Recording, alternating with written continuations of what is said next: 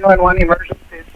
This is Merlin Jizak calling from 29458 Kiwi Court in St. Joe. My neighbors, the Jerry Wetterling family.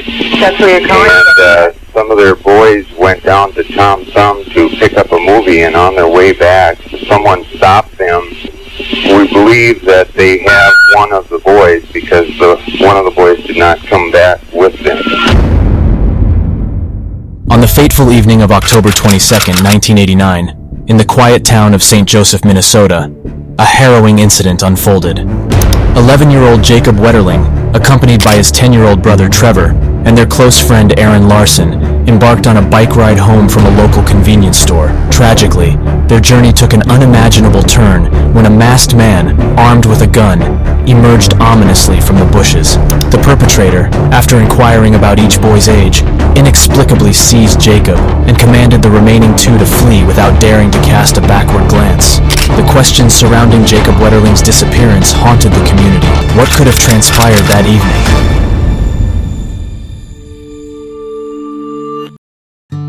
Jacob Wetterling was born on February 17, 1978 in Long Prairie, Minnesota, to Jerry and Patty Wetterling, who were overjoyed at the birth of their firstborn. Jacob was the oldest of 4 children with a younger brother named Trevor, and 2 younger sisters named Amy and Carmen. The family lived in St. Joseph, a small town in central Minnesota. A large family of 6, they shared everything, and Jacob grew up in a house full of love and laughter.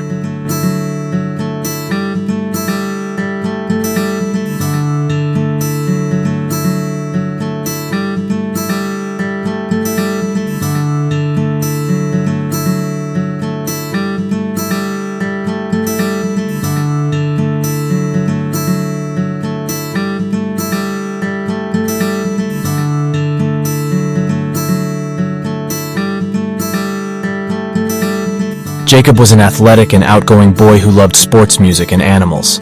He played on several sports teams, including the basketball and baseball teams for his school, and was known for his sense of humor and kind-hearted nature. Jacob was a dedicated student and had a passion for science, particularly astronomy. Him and his younger brother Trevor used to love riding their bikes, and they were given a free rein by their parents to do so, unlike most children of that generation, where they loved exploring. The great outdoors and the independence they felt while riding their bikes around the town. Tragically, it was when they least expected it during one of those rides that a heinous event took place. October 22, 1989 was a peaceful Sunday in St. Joseph, Minnesota. With it being everyone's day off, the Wetterling family spent a relaxed day at home. In the evening, the parents Jerry and Patty got ready, as they had a dinner party in Clearwater about 20 miles away that they'd been invited to. As the oldest, Jacob was expected to look after his younger siblings Trevor, Carmen, and Amy, while their parents were at the party wanted the children to stay at home, as she and her husband hadn't had a night out to themselves in a while. After they left around 9 p.m., Patty got a call at the party from Jacob, who asked if he and Trevor could ride their bikes to the local Tom Thumb convenience store to rent a movie. She said no, it was already dark, and if they did go, it would mean that they'd have to leave their younger sisters at home alone with no supervision. The boys were disappointed, but didn't give up immediately. Next, they called their father Jerry and asked him if they could make the short trip to the store. They promised him that they'd be careful and that they'd wear reflective vests and use their flashlights on the ride to the video store, which was about a mile away. They also told him that they'd spoken to their neighbors who had agreed to have their 14-year-old child babysit the girls, while the 2 brothers biked to the store, seeing how badly the boys wanted to go. Cherry agreed, and Jacob quickly called his friend Aaron Larson, who met him and Trevor at their house, and the 3 of them set off for the video store on their bike. They made it to the video store with no problems, and once they were there, they spent a few minutes browsing the shelves for the movie they wanted. They finally chose the film The Naked Gun on VHS, and having rented it, got back on their bikes and began pedaling back home. The boys were going slow, it was dark, and they were using their flashlights to see. After they'd been cycling for a few minutes, they were alarmed when a masked man emerged from a driveway and blocked their path. Their alarm turned to fear when he pointed a gun at them and told them to get off their bikes. He told them to throw their bikes into a ditch next to the road, and made all 3 lie face down on the road. He then asked all 3 of them how old they were when he learned Trevor was the youngest. He told him to get up slowly, and then run towards a nearby wooded area, He warned him that if he made any noise or looked back, he'd be shot terrified. Trevor did what the man said. The masked man then turned his attention toward the other two boys. He asked both of them to lift their faces off the asphalt and to look at him so he could see their faces. After a moment's deliberation, he seemed to focus on Jacob. He then told Aaron to get up and run away slowly, threatening him in the same way that he had traversed just a few moments ago. Aaron too complied with his instructions, got up slowly, and took a last look at his best friend, Jacob. He then turned and ran towards the wooded area where Trevor had gone. This was the last time anyone other than the masked captor would see Jacob alive. Despite being understandably terrified and traumatized by their experience, both Trevor and Aaron knew that Jacob was in much more trouble than they were. They rushed back to Jacob and Trevor's home. And as no adults were present, they told their neighbor's daughter, who had been babysitting the girls, what had happened. The boys were visibly shaken, and the girl knew that they were not joking and that something awful had taken place. She called her father, Merlin Scherzak, who came over to the Wetterling's house. He quickly called Patty and Jerry, who were still at the dinner party, as well as the authorities, who responded immediately. 911 emergency. This is Merlin Scherzak calling from 29458 Kiwi Court in St. Joe, out in the township. I'm right now next door to my neighbors, the Jerry Wetterling family. That's where you're calling? And some of their boys went down to Tom Thumb to pick up a movie, and on their way back, someone stopped them. We believe that they have one of the boys because one of the boys did not come back with them. Did they see the individual at all? Yes, they did. Did you see the individual at all? He had a mask on. How old is the individual that has not returned? How old is Jacob? 11. It's Jacob, right? And he's Yes, 11? Jacob Wetterling. I think that maybe my best bet is to let Trevor get on the phone, and he can describe to you what he saw and this type of thing. Okay, I'm ready. Okay, I'll put Trevor on, Okay. and he can answer your question. We've got him pretty well calmed down here. Hello? Trevor? Yes? You're talking to the sheriff's office. I want you to give me anything you can recall about this male party that approached you guys. Well, he was like a man. Sort of big. Well, he was large? Sort of. Okay. And he had like it looks from like nylon things, like a mask. Do you know what color it was? Black, I think. A black mask? Do you know what color jacket he had on? I think it was black too. Did you notice any jeans or anything? Yeah, it's like a cigarette. Trevor, do you know what happened to your friend's bicycle? No, we don't know. Nobody knows what happened to that. Because we had to just like run off into the woods. Okay, you guys ran off into the woods, but nobody knows what happened to Jacob, right? Yeah. See any weapons at all or anything like that? Guns, knives? He had a pistol. Patty and Jerry quickly returned home from their dinner party. They were devastated by what had happened to Jacob, but were also relieved that their other son Trevor was safe, and at home soon. A full-on search for Jacob began. Numerous officers from the Stearns County Sheriff's Office descended on the dead-end road from where Jacob was abducted. But in the early stages of the investigation that very night, the officers made a crucial mistake. They failed to interview everyone in the homes around the abduction site that very night itself in missing persons cases like Jacob's abduction. It's often crucial for authorities to interview the people in and around the area where the abduction took place within the first 24 hours of the search beginning. This is because people's memories will still be freshest, and it's more likely that they would have seen or heard something out of the ordinary, as compared to people further away from the point of abduction. However, police at the time were perhaps too confident that they would find Jacob quickly, which is why they failed to take the necessary steps. The officers from the sheriff's department focused on searching for Jacob. Explanation. I don't feel the anger yet. I just want him home. I'm very optimistic. My son is pretty intelligent, and if there's any way that he can help pull himself through this, he's going to do so. On foot and by air from a helicopter, rather than speaking to everyone who lived close to the site of the abduction, they did, however, speak to one man named Dan Rossier, who lived very close to the spot where Jacob was abducted. Dan told them that the very same night Jacob was abducted, He'd seen a small car speed up his driveway and then pull a sharp turn and return the way it had come when it realized the road was a dead end. The police at the time believed that this could very likely have been the car of the culprit, and they found tire tracks near the abduction site that were taken as evidence, but at the time, they also suspected Razier himself due to his proximity to the crime scene. Stearns County Sheriff Charlie Graft remembers thinking at the time that the case would likely be solved in a matter of hours, due to the fact that the police responded so quickly to the scene, meaning the suspect had very little time to get away. But he could not have been more wrong that first night the search was called off at around 3 a.m. On October 23, 1989, due to a lack of light, officers resumed searching for Jacob in the morning of the same day at 8 a.m. When the search resumed, the officers from the Stearns County Sheriff's Department were joined by federal agents from the FBI, who joined the case to help in both the search and the investigation. And from what was known about the abduction and the person who took Jacob, he suggested that the man was likely a white loner with a physical deformity who committed a similar crime in his past. On the 25th, a prayer vigil was held at St. Joseph Church, which drew over 500 people who came and prayed for Joseph's safe return. On Thursday the 26th, the case was broadcast nationally, and business leaders from Minneapolis and St. Paul offered a $100,000 reward for the safe return of Jacob. This past Sunday night, 9 o'clock, did you know where your kids were? In St. Joseph, Minnesota, the Wetterling family thought they did.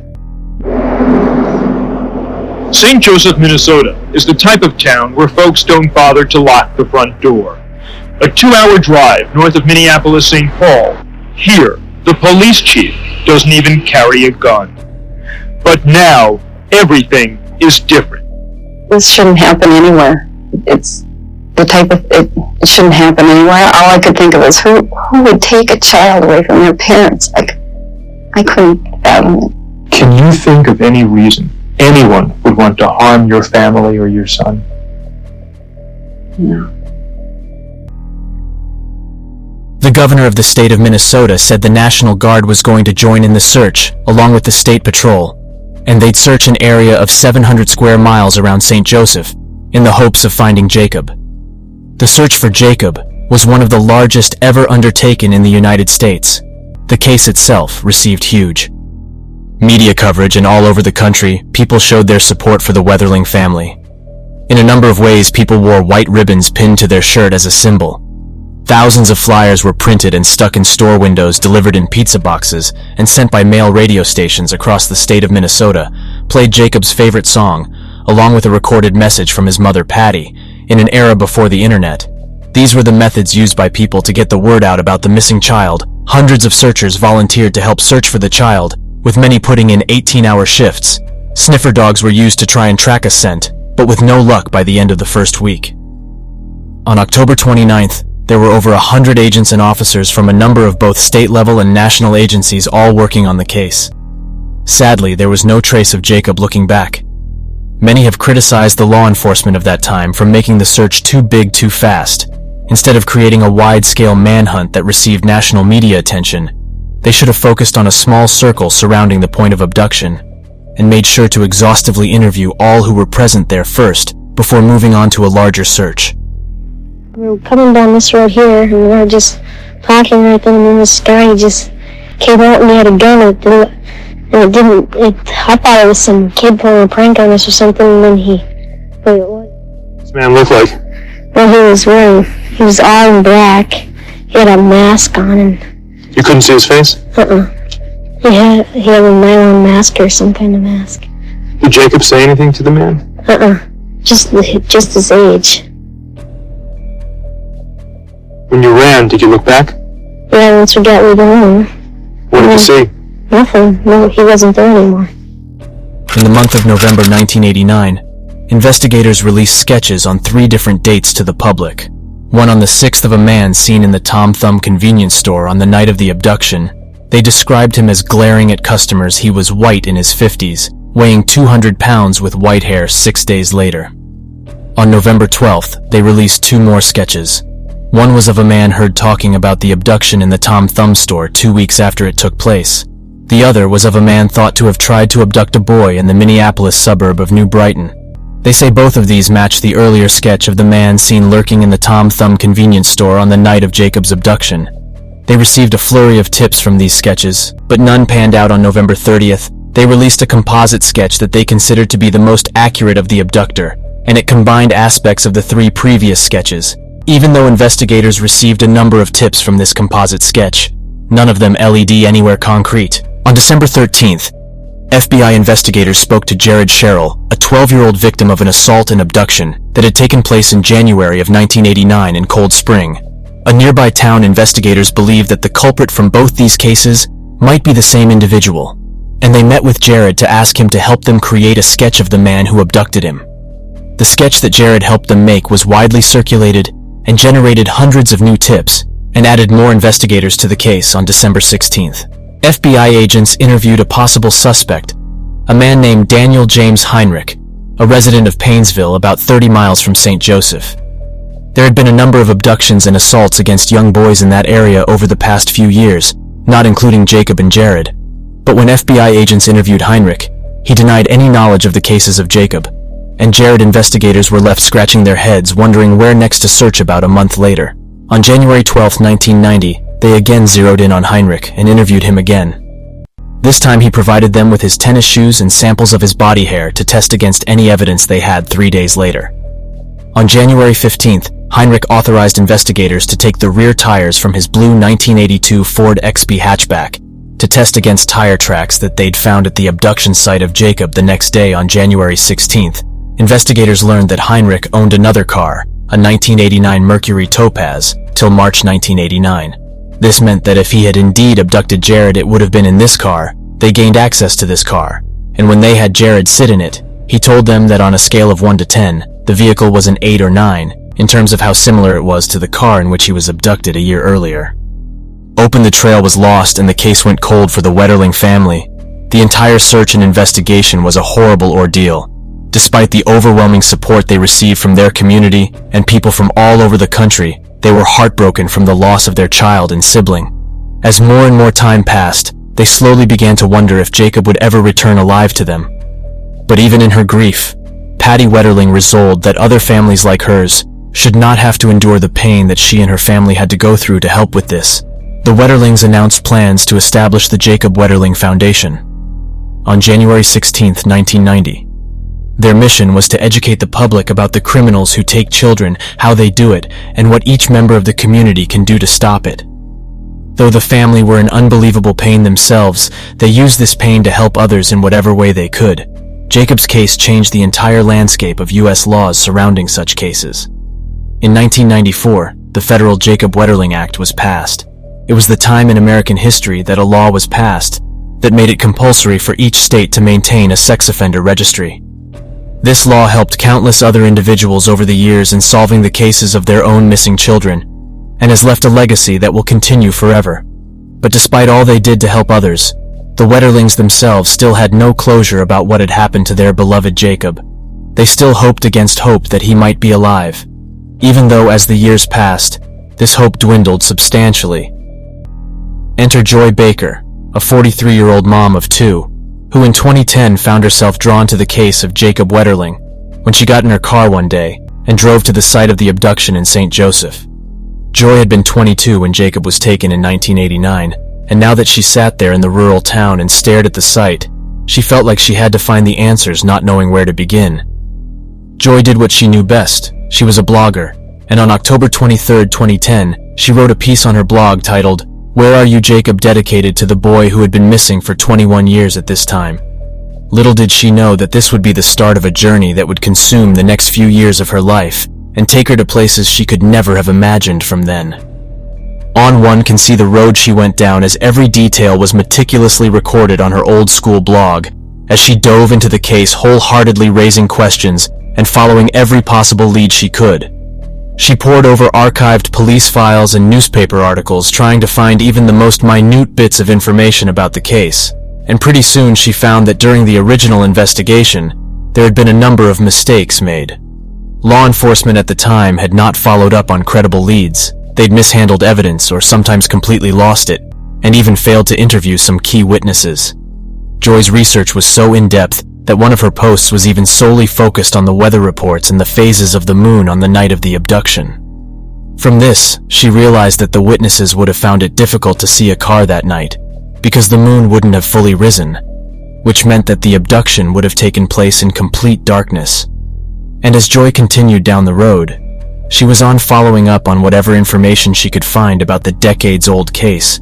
She was led to someone who had been a part of the original investigation and whose case had been connected to Jacob's Jared Sherrill, now a man in his 30s, still desperately wanted justice for the traumatic experience he'd been through as a child.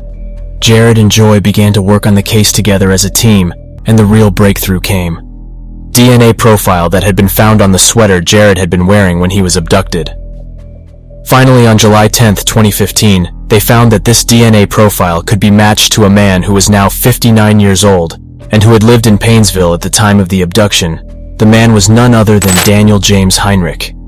He'd been involved in the original investigation and had been on Joy and Jared's radar as well, but there'd never been any concrete evidence to convict him. Finally, on October 27, 2015, a sealed criminal complaint was filed against Heinrich by Special Agent Shane Ball in the presence of U.S. Magistrate Judge Jeffrey J. Keyes. While the statute of limitations had expired on Jared's case, Heinrich was charged on 25 counts of other crimes. After this, he was arrested, and the case went to trial, where his attorneys took a plea deal, where he would only be charged on the other crimes and not kidnapping her murder. Heinrich stood before the court and confessed to abducting, assaulting, and murdering Jacob Wetterling on that fateful night on October 22, 1989. And in return, on August 31, 2016, Heinrich showed them where he'd buried Jacob's body. The site was on a farm just outside Painesville, about 30 miles from St. Joseph, not far from where Heinrich lived at the time. On September 6, 2016, almost a full 27 years after the abduction, Heinrich was sentenced to 20 years in prison for his crimes.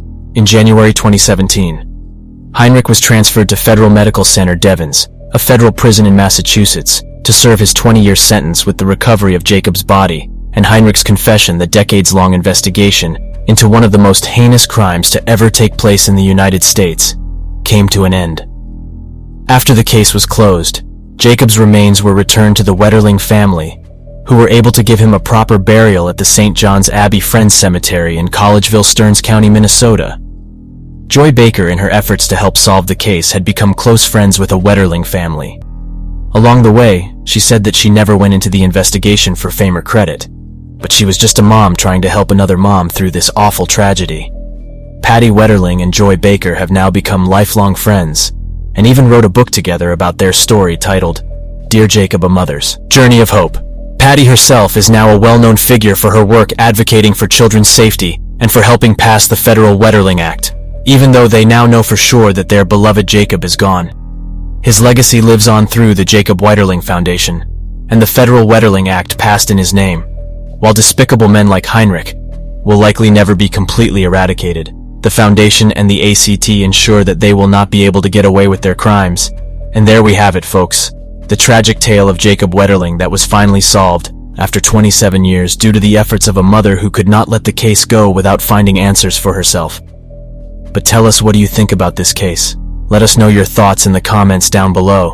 And if you enjoyed the video, please hit that like button and subscribe to the channel for more true crime content. Until then, thanks for watching and stay safe out there.